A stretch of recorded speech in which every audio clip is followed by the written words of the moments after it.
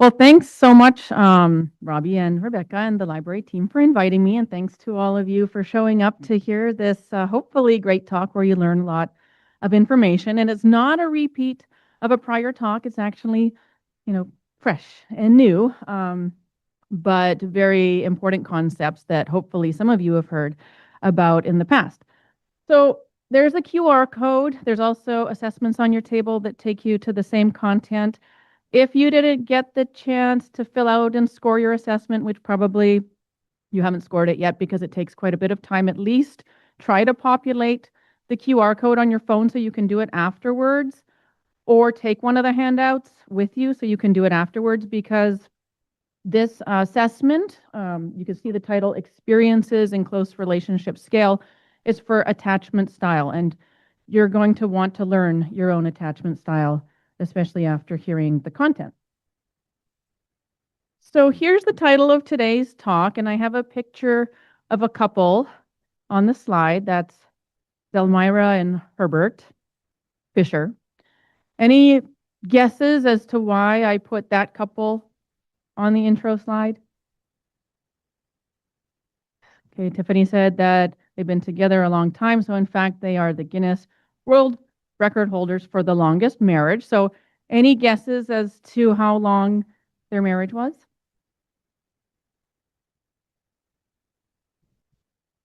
Okay, again, Tiffany and Robbie are the winners. They're the closest to guess. It is 86 years, 290 days. Longer than many people will be alive. And they died at age 105, underscoring the value of relationships toward health and longevity. No joke. Okay, so it's as important as eating and drinking and breathing the air, having good relationships. All right, so here's the outline of my talk today. There are 3 parts to my talk. The heaviest part with the most content is the first part. So are you ready? Assessing your relationship readiness. And so I'll spend most of my time there. And that section also has 3 different parts to it. So the first part is the assessment that you are taking or will take on attachment style.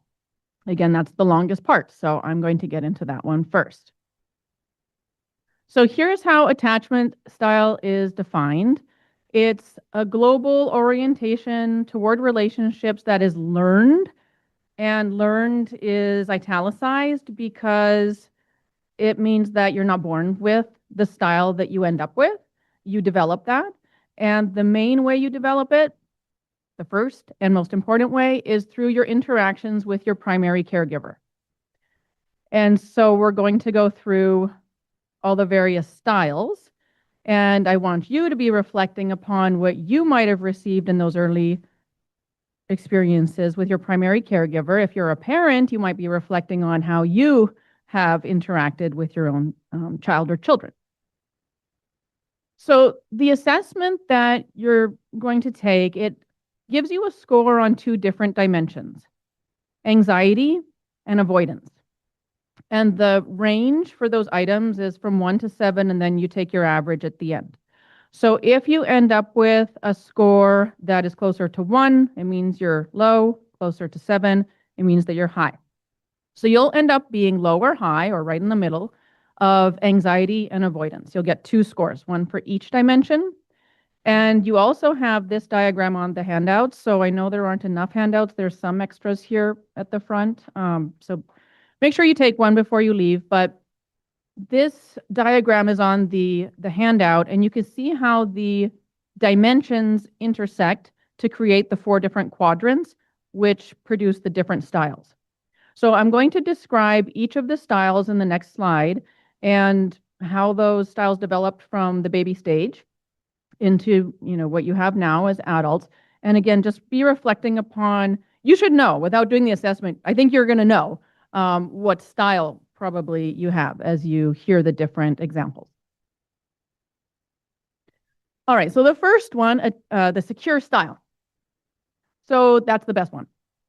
Sorry to say it like that, but it is. And don't worry, it's, changeable. So you can, if you don't have that style, it's okay. You can become it. So what happens here is when the baby is crying, that's expressing a need. They receive a primary caregiver who consistently, reliably, predictably comes to meet the need and is good at meeting the need. So the primary caregiver shows up, baby's crying, they go, oh, what could it be? Change of diaper, they need to be fed. The most common thing is they need some cuddles and comfort and love. And so they're really good at doing the assessment and meeting the need. Then that baby starts to learn that people are trustworthy, dependable. If I express a need, that person will meet it. As they start to get their words, they'll start to express their needs of what they want. And their primary caregiver will continue to respond. And then they get into their peer relationships and they do the same thing. They've learned that when they express the need, it's normal that someone's going to respond to it. If they meet peers that don't respond and keep repeating those same bad behaviors or are mean to them, they're not going to want to spend time with those peers. They're going to select the peers that reinforce their schema that they've already learned. So then when they get into their romantic relationships, it's the same thing. So if they're with a partner and the partner messes up, they're going to say, that really hurt my feelings the other night when you said that secret. It was supposed to be secret and you told my mom. And then they expect the partner to be responsive. Oh my gosh, I'm so sorry. I didn't know. I thought your mom knew or whatever. They apologize. They don't keep repeating the same thing over and over. And they don't keep messing up. And if they do, the person's going to break up with them, not want to spend time with them because it doesn't fit with their relationship expectations and how they see themselves. So that pattern gets reinforced. And that's the bottom point that we'll get to. The next one, anxious style. So that one is where the baby cried and the primary caregiver inconsistently met the needs. So sometimes they came, sometimes they didn't come. In fact, those babies start to go from like 0 to 100 max crying because they've learned that the longer and louder they cry, the more likely the person will come. So you might see that happen in babies, like they just explode, and that's why. The other thing that can happen there is when the primary caregiver comes, they're not that good at figuring out what it is that the baby needs. So it might take some time or it's awkward and doesn't work out in the way that the baby wants. So then as that child gets their words, develops peer relationships, when they have a good experience with a peer, they really want to hang on to that person because they're fearful that that person might be there, then not be there. So they exhibit overly clingy, kind of dependent behaviors.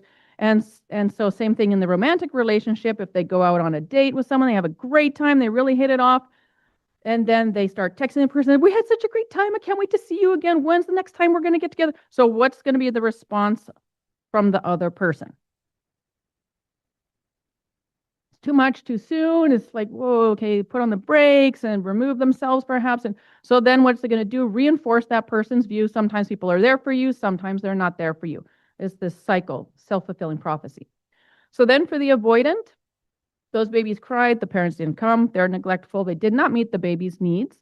And so the baby learns that they should rely on themselves. They can't rely on others for need fulfillment. They're useless.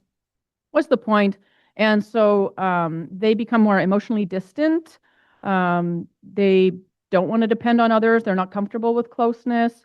So you can imagine you've probably met some people like this and you feel like, oh, I would like to get to know them, but they just seem like they don't really care about the relationship. They're more removed. So then the response they get is not people who want to keep going. They get the exact response they're putting off, right? They're creating the response of people being like, okay, they don't want to be close, then that's fine. So that reconfirms again their schema that people are not around for need fulfillment. Then the final one is, the least amount of people fall into this one, but it's kind of like the anxious style, but on steroids or like to the extreme. So it's inconsistent, again, like the anxious style, but so the parent might be there sometimes and might be warm sometimes, but on the bad side, it's really bad. So it's abusive, it's overly harsh, overly punitive. That person who you're looking to for comfort and support is the source of alarm, harm, fear. And so for those babies and children, you will see them like freezing because they don't know what to expect at that time. So they're waiting, who's here right now? Is it the good one or the bad person that's here? They might even disassociate. So they kind of like go in like kind of a trance or like engage in soothing behaviors like, or rocking or things like that. Okay, so hopefully you've been able to kind of think through your own childhood and most importantly, down at the bottom, realize that the way that you are acting in your life is creating responses from others that gets reinforced and ingrained in you even more. So if you want to change your style, start changing your behaviors, and the way people will respond to you is going to be different. So if you don't have a secure style, I'm not going to go into this slide, but pretty much secure people have better outcomes on every single indicator, whether that's health, well-being, happiness, peer relationships, romantic relationships, academics, work. I mean, anything, they're better. Okay, so don't worry, but you can change if you're not this style, and it's changeable. So I'll tell you a little example of one of my friends who had the anxious style. So she had a number of relationships that weren't working out, and she met a guy that she really, really liked a lot. And she said, I don't want to screw it up again. I don't want to have this happen again. And I said, you know what? This is like many, many years ago. I said, you know what? Why don't I kind of coach you? And I'm going to try to coach you into what the secure person would do. So just call me when you have questions.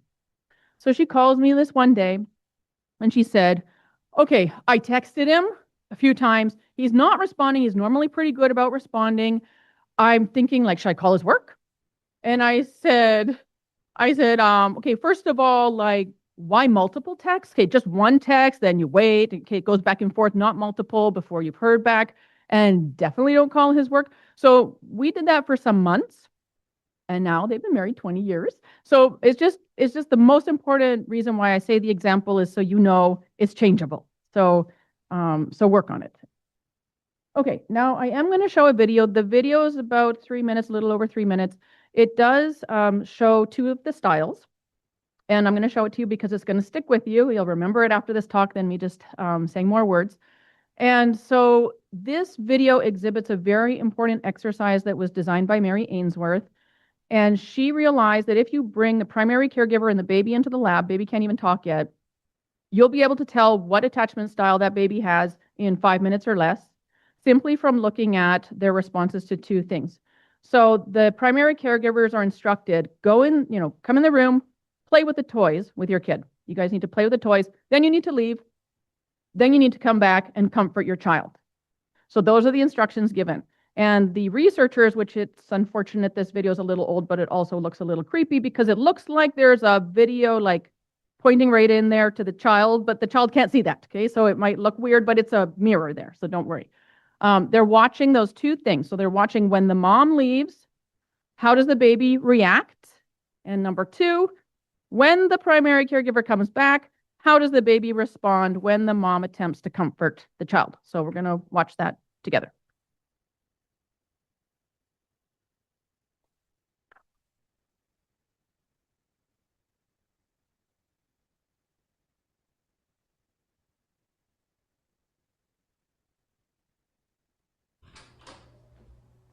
This experiment, which I watched through a two-way mirror, is designed to gauge how secure is the crucial relationship between mother and child. Okay, this bunny is going to go here, and that bunny will be on top. The value of the test has been established in studies that would watch a child, 1-year-old, and then follow it up and interview them about their relationships to their parents when they were 21 years old. So we're quite confident in the long-term significance of this relationship. Peter, that's Peter. After several minutes' play, the mother is signaled to leave the room. Sweetie, I'll be back in 1 minute, okay? I'll get you back in 1 minute.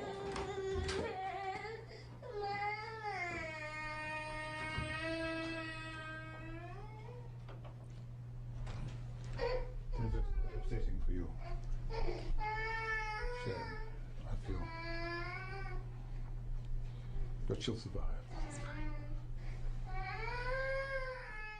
The key moment in the experiment is the child's reaction to her mother's return. Hi. Hi.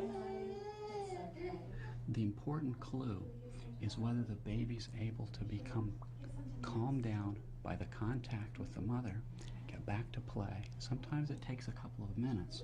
But you see, when the mother was out, she was only interested in the mother, no interest in the toys. Now she has a contact with the mother, she She's beginning to show a little interest in the environment, and shortly she'll be right back with the toys where we started. So you would call this a secure one? Yes, yes. She's certainly much happier. Goes to the door following her. Now, we sent the mother right back in, but the point here is not to distress the baby. We're just trying to challenge it. The baby puts her hands to her face in a sad expression, puts her face down. When she picks her up, she keeps her head down, her arms out, and then she sits in the chair holding the baby. The baby's still sullen. He's low-keyed. So you would call this insecure Yes, attachment? insecure. He's avoidant. He's not engaging her, and it's not the reunion's not effective. And it's important to remember here that the thing that upset him was her absence. Her return should be the solution to his problem. Now this is another pattern that we see in babies who are not good at using their mother as a secure base at home. This baby is also insecure. But you'll see, we get a look at his play before the separation. The mother's left, and when she returns, she picks him up. He can't calm down. He's still upset. She offers a toy to amuse him or to comfort him or to distract him, and he slaps it away. She offers another. He slaps it away. He's angry. We call these babies resistant or ambivalent because they both want her back and yet can't use the contact. We think that the difficulty is that in the past, when he sought comfort, she's been inconsistent as to whether she's available and responsive or not.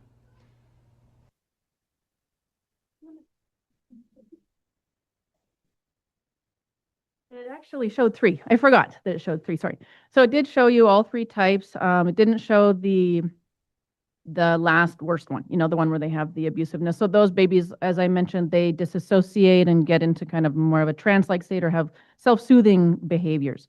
I should mention that those ones as adults, so the avoidant ones as adults, they don't really want a relationship. They've learned they can meet their own needs. They've realized they're better when they're on their own. They're happier. The ones who are the disorganized style, they actually really want the closeness and they want a relationship, but they're scared of getting into those relationships because of the harm they've experienced. So it's a distinguishing characteristic. The avoidant kind of goes out into a branch of two different types. Okay, so that's one aspect of are you ready for a relationship? So now I'm going to move into another one, which is do you need professional help? Some people do, and so I'm going to have a slide on that. So there's kind of a cascade here of different levels of needing professional help. So in the first one up at the top, that could be where you have some minor things to work through and you might be able to work through it yourself. So there's a lot of content out there, whether it be now ChatGPT or YouTube or podcasts or self-help books. In fact, I put this book up here. John Gottman, he's one of the most well-known relationship researchers. He's published tons of books, so I don't necessarily say go get this book. It's just one of his many books. But the important thing for that top level one, for the self-help, make sure the person that's generating the content has relevant credentials that are appropriate to the content. In this case, he's a psychologist, he has counseling background, and also make sure that the content is research-based. So if you're using some self-help tools, make sure those two things. The next one is kind of where you do need some professionals to intervene. So you might have some more ingrained or serious trauma that you need to work through. So that's where you need a therapist. I will mention something very important. Sometimes people go to therapy and they don't have the best experience and they're like, it didn't really work out. Therapy is not for me.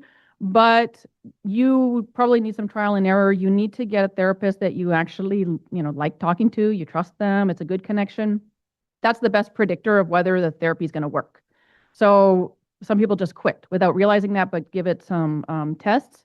And just keep in mind that if your issues are grounded in your childhood and attachment-based, that relationship you form with the therapist needs to be trusting and a good connection, because then you use those skills you learned there to extrapolate out into the relationships.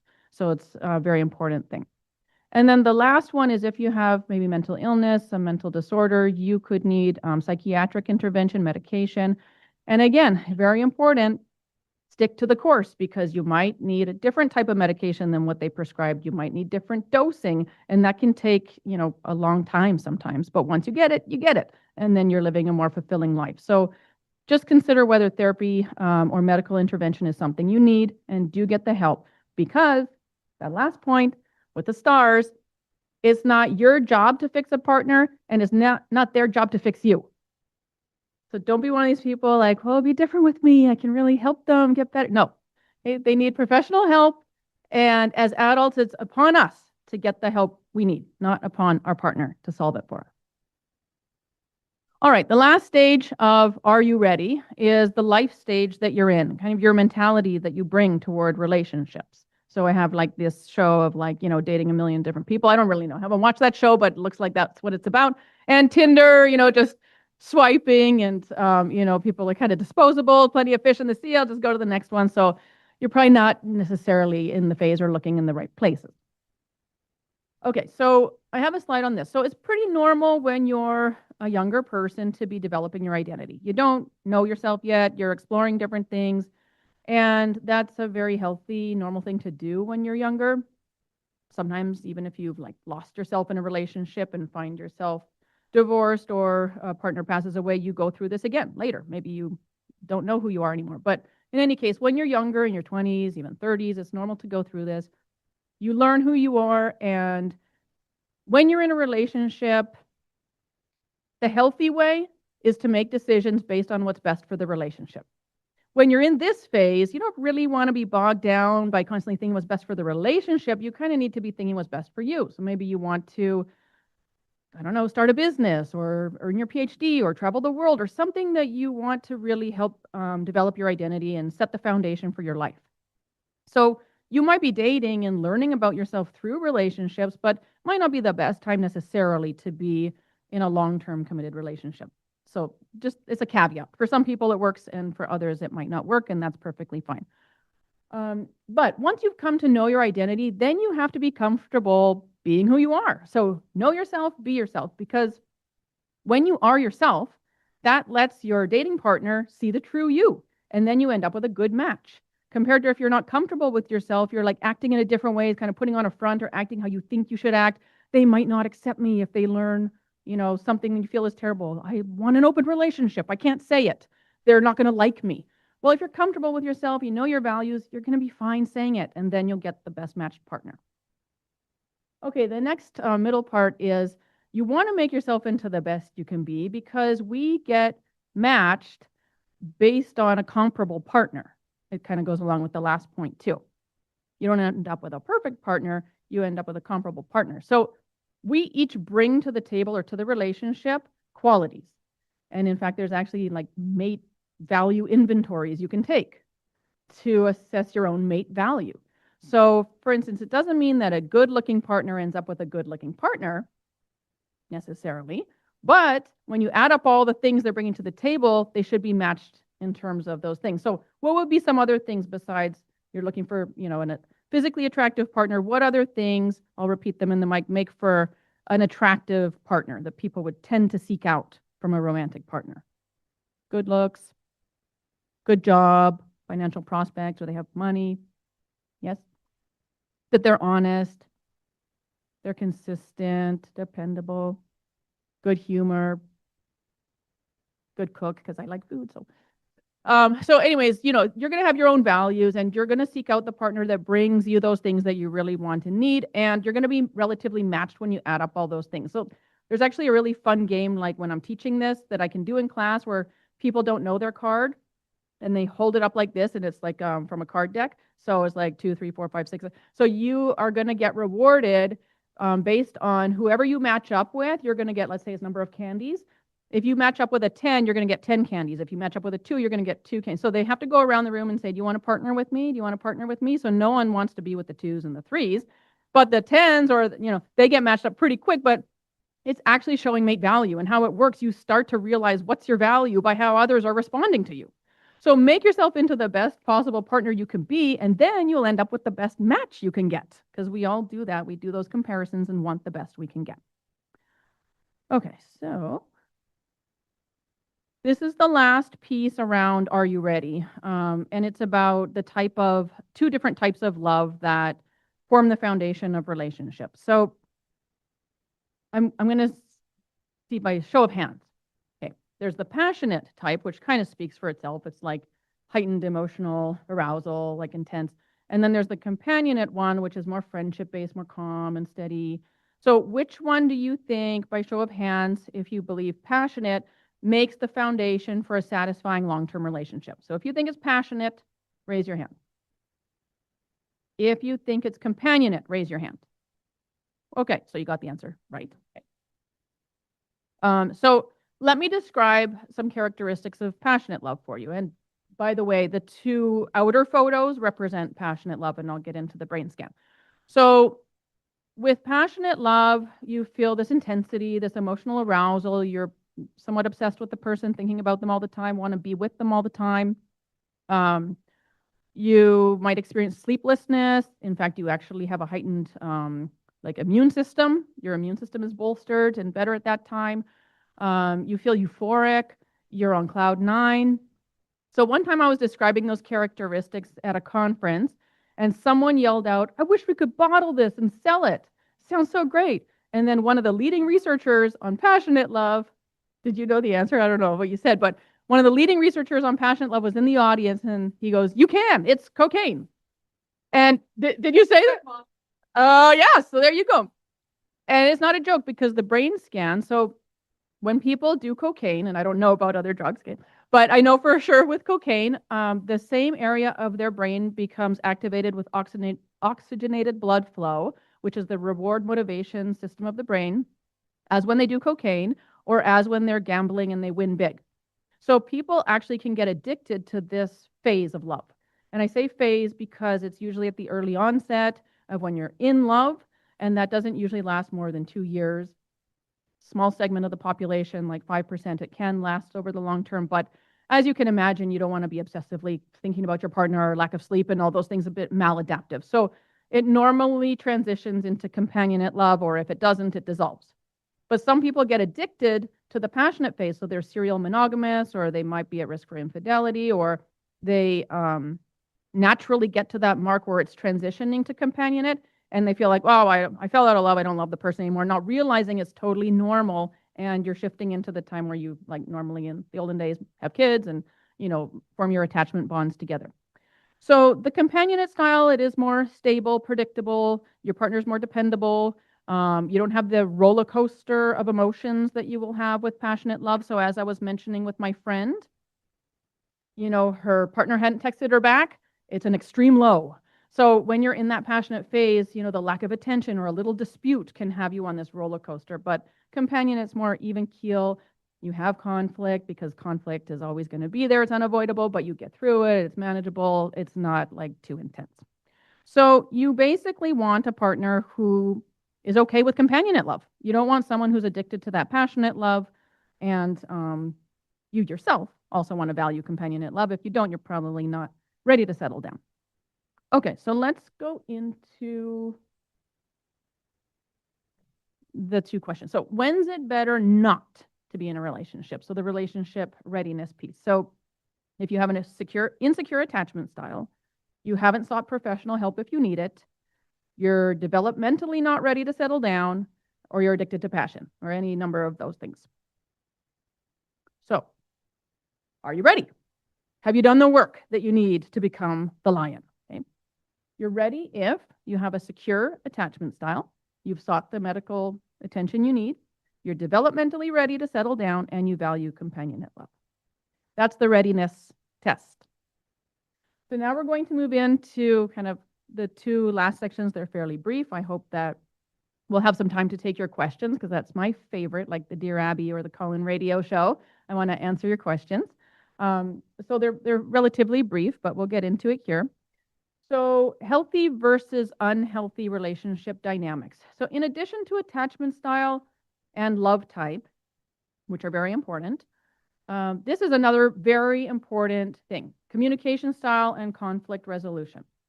There's a bad column and a good column.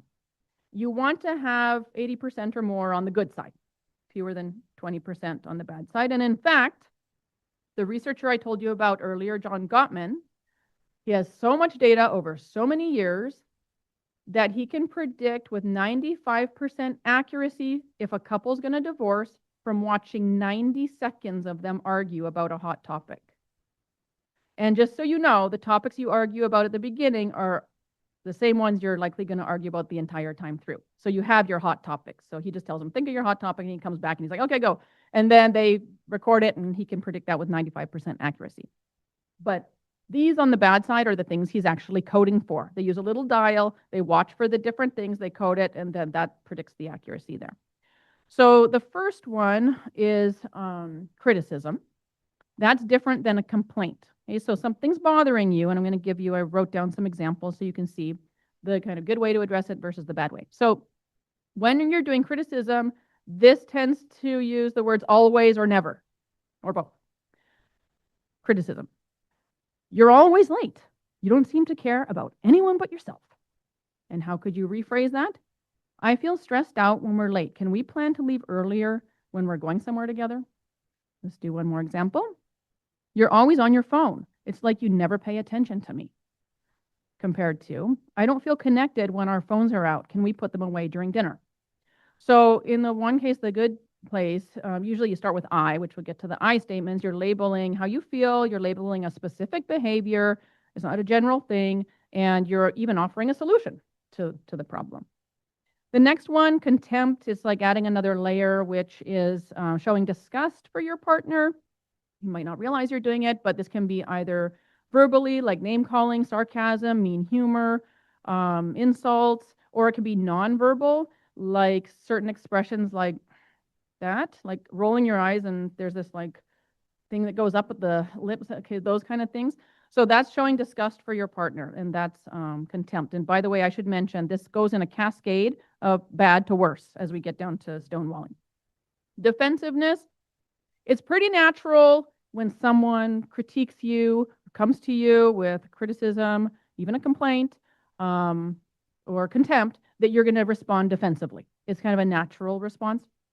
But the bad thing is it just serves to escalate the conflict. It doesn't serve to resolve the conflict. So things that are defensiveness is like, you know, I don't like it when you don't do the dishes. Well, I don't like it when you stay out late. So that's cross-complaining. It could be also like denying responsibility, making excuses for the behavior, or repeating yourself over and over. You're going in cycles now, those kind of things. So the way you'll interrupt it is going to be on the other side. We'll talk about that in a minute. Then the last one, stonewalling, that's where you actually remove yourself, either physically or emotionally, from the discussion. And men are more likely to do this than women. Women respond more negatively to it than men. So if you're in the same space, it could be that your partner is trying to talk to you and you're just tuning out and just like watching the television or something like that. Or you might actually physically just get up and walk out. It's probably it's too big of a topic for today, but the macro power structure, like gender, race, all the things that like the demographic characteristics where there's power associated at the macro level, that plays out at the interactions in the couple relationship. So it kind of gives like a privilege, or more easy for the privileged status to tune out. So that's one thing, but it's a bigger topic, so I can't address that today. Okay, so now on the good side. So mutual problem solving. So both people remain engaged and want to resolve the conflict. And something I would like for you to remember, I should have put it on the slide so you remember it. Think of it like this. It's you and me against the problem, not you and me against each other. Try to remember that. Okay? You and me against the problem, not you and me against each other. So that's mutual problem solving. You're both there to help resolve the conflict versus like a demand withdrawal, like the person's constantly bringing it, the other one's like, yeah, I don't want to hear about it. Okay, that's the negative side. The I and XYZ, so you start the sentence with I, you label how you feel, the specific behavior, the solution, even if you have one. So I'm feeling overwhelmed, doing most of the cleaning. Can we split this more evenly? Okay. And then the last part there, the defensiveness. So this might sound a bit weird, but when you're in the cycle of defensiveness, one good strategy to use, two strategies. One is take a break or start thinking about what brought you to that relationship and why you love that person to begin with. That can get you in a better space for resolution. The other one that's the weird one, but it works, is to take the break, or if you can do it right in the moment, that's fine. Think about what your partner has shared about their childhood. Imagine them growing up as that child in that home. That actually can give you some empathy that you need to bring to that conversation and work toward resolution. And then the last one is that extend the olive branch. So don't be so stubborn. Just extend the olive branch. Say, let's just work this out. I really don't want to be arguing. And if your partner does that to you and they're extending, it's usually cloaked with some negativity because you're both a little upset.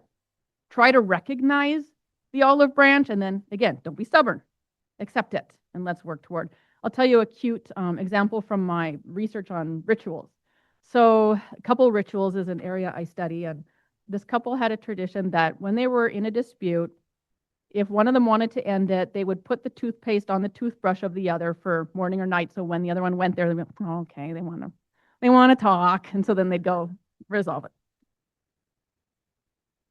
Okay, so the last piece is just how do you, we're missing at the bottom. You can't see my favorite. Anyways, I'll tell you about it. But okay, so the keys to long-lasting love, and there's actually 4 things I want to mention. So by now, you should all be experts, okay? So you all know secure attachment style, obviously, right? So work on it, get there.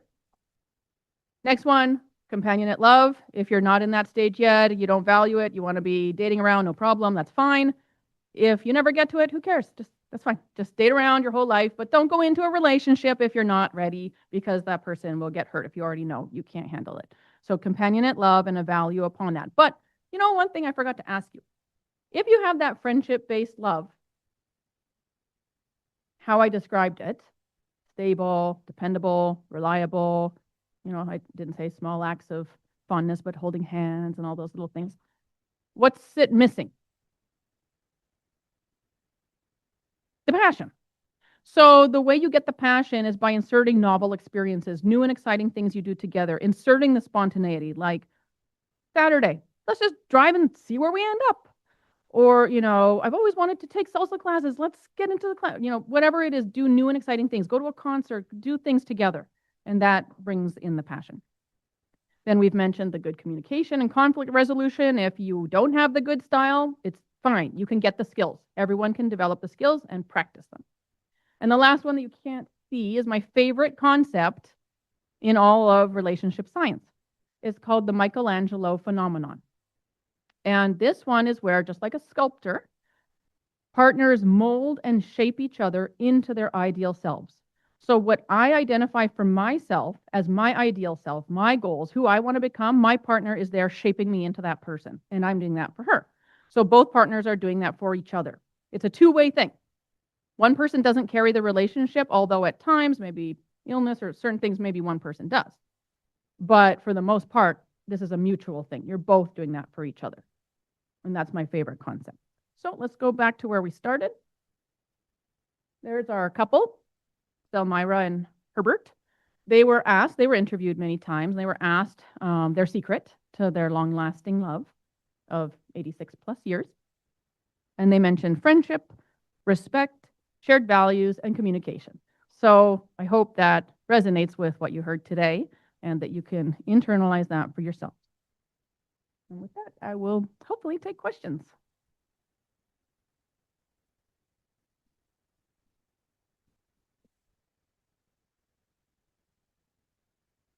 And don't be shy, because sometimes, people are scared to ask those kinds of things. So, yes, should I monitor the Zoom, or will you all monitor the Zoom? Okay.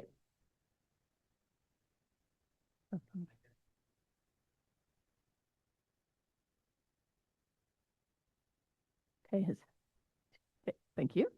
Okay, over here.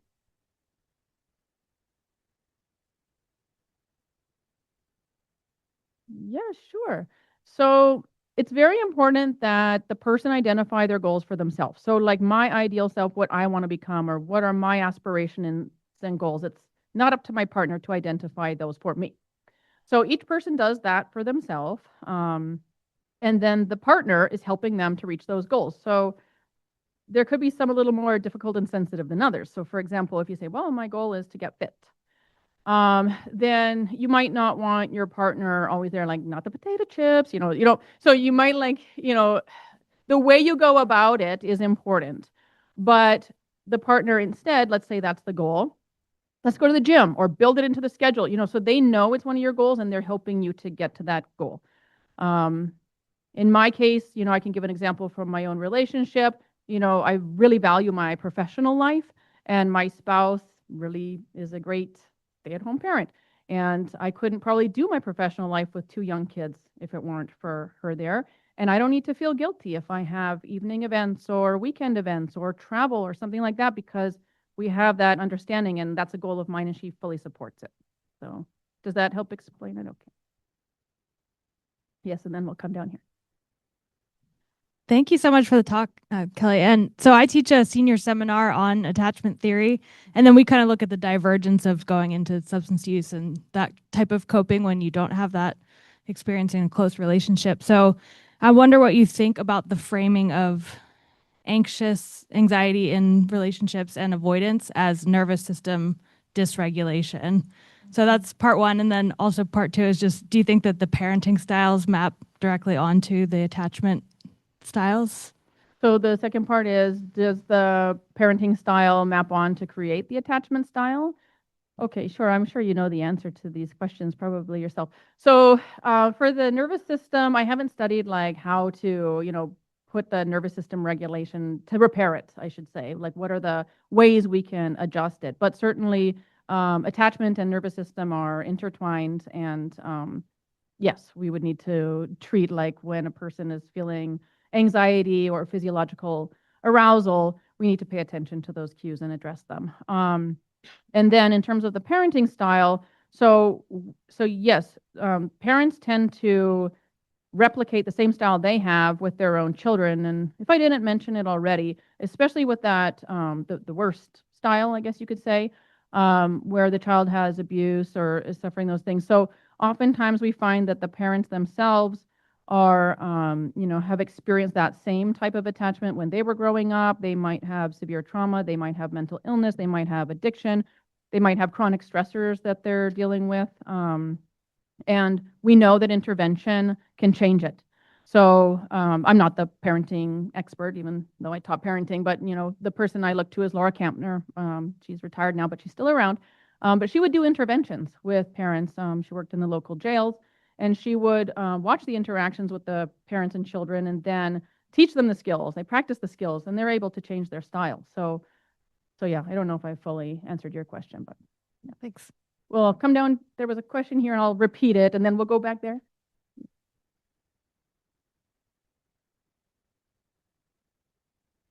Okay, we can come back if you need to. Okay, there's one back. We can go back there for now, sorry. Would you say co-regulation is important concerning that? Say it again, sorry. Co-regulation Mm-hmm. being foundational for assisting with the self-soothing component for people who have experienced trauma, for example. Yes, so can you say more about that? Are you talking about in romantic relationships? Definitely romantic relationships. Mm-hmm. Because to your point, right, I think her question was from the parents, right? It actually kind of maps the attachment style, but obviously we can heal, right, the attachment style later. Yes. But I think one of the corner components would be co-regulation. Like, yes, you experience this as a child that your needs are not met. However, how do we foster a pathway to healing for adults? Like showing that, no, I can help you see that now me as your partner, I can assist you with learning that people can show up for you. But I think the cornerstone is co-regulation. Would you agree?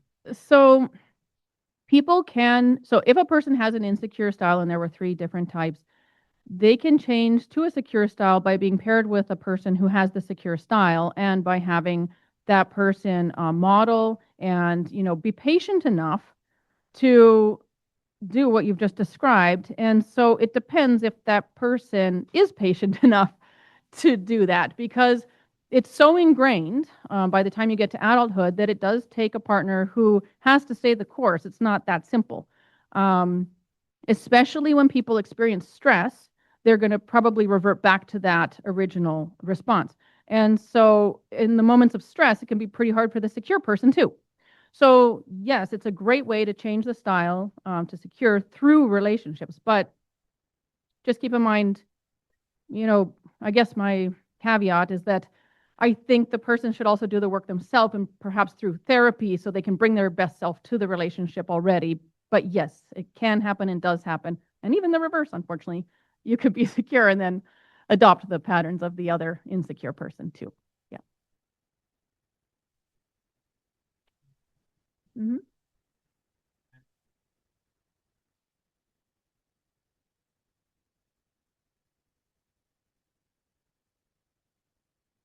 So ideally, if you've decided that this is the relationship for you and you have people who are at different life stages and, for example, one person's full-time student and the other one's full-time employed. So one thing partners should do is be deliberate in how they, manage those life goals, like their ideal selves. And so here's what I want to do. Here's what I want to become. Let's plan it together. And so you probably, let's say maybe you both need to go get a degree. So the other person is working full time, but they say, yeah, but I'd like to do a master's degree. You balance it out. So you go, okay, let's not do it at the same time. We need some income here. So you just talk through those things and you work out what's best for your situation. Ideally, when you're matched, when you're aligned, basically how can I frame this? The more matched you are, the better it is for your relationship on any single thing. So it'll reduce the conflict. It'll just make things easy. You're always going to have some conflict, but it'll make it a lot less if you're matched on things. So when you have those difficult discussions, you're probably going to be aligned in how you resolve. Yeah, that's a good solution. You both agree. Yes, Brad. Hi, Kelly. Thank you. Fascinating talk. I have a couple of very amateur questions. The questions so far have been from professionals. This is an amateur question. On the issue of passionate versus companionate love, it seems to me that passionate is very easily and often is one way, one directional, where companionate necessarily must be mutual and two-way. That passionate can come out of a place of a crush or a feverish erotic attraction or something like this. And then the second question is framing those two types from an evolutionary perspective. I just speculate that the passionate love comes from a place of reproduction, the reproductive imperative. How does companionate love fit into that picture, if you even like that frame? Yeah. Thank you. Thanks. So yes, okay. The first one is actually it's two-way. So passionate is also two-way. If it's one way, you would say like it's unrequited love. So that's being in love. The passionate love is like a being in love. So you're both obsessed about each other. You want to be around each other all the time. And then that does transition into, if you stay together through it, companionate love, which is more attachment based. And yes, there's an evolutionary perspective to it. So yes, the passionate brings you together. And the first thing you notice is like how a person looks. And there's so much fascinating things I want to share with you. But when you see how a person looks, you're actually not realizing you're evaluating their health for reproduction. So like symmetrical features and things like that. But anyway, so yeah, that initially attracts you to the person. There's even like the sweat study. So like men were instructed not to wear any deodorant or cologne. They have to sweat in these t-shirts. Women go smell all these different t-shirts and they rate them on a scale from like 1 to 10, how gross, disgusting compared to wonderful the scent is. And you would think it's all disgusting, but they actually find some sense so amazing. And you look at their match and like with the immunity that they would build with those, it might be incest with the disgusting ones and it might be this perfect match in terms of like bolstering the immune system for different characteristics. So there's a whole evolutionary thing to why you're attracted to certain people. And then when that transitions into the attachment phase, normally they say a lot of breakups could happen when a child is like, if they have kids, around 4 years old, because that's when the kid can like walk and kind of get things for themselves. I know now kids are there till like they're 30, but anyways, like back in the day. And so then you might start to want like partner changeover. That's the theory. That's Helen Fisher's the one who does the evolutionary side, and she looks at what happens with animals and brings it into humans and looks at the different brain systems and physiology that's involved with the different phases. Okay, we'll take one more question. And then, oh, well, we have this, yes. You have a question? There's a question there and there's a question here. Okay, we'll take two.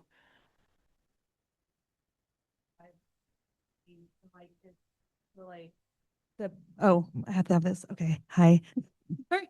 How does that apply like to age? So like if kids aren't a factor because you're like later on in life and when you're looking at a partner or a person, is it still with the mating perspective and or how do we move from passionate to compassionate if there isn't that like kid thing or Well, I think that's all happening on the subconscious level anyways. We're not making those evaluations unless we're like in trouble with our partnership and then we're like, what can explain this? Maybe go start reading the evolutionary books or something. But in later life, I mean, so as I mentioned, some people can maintain that passionate phase, but it's like 5% of the population. The way they know they're maintaining it is they put people into the fMRI scanners.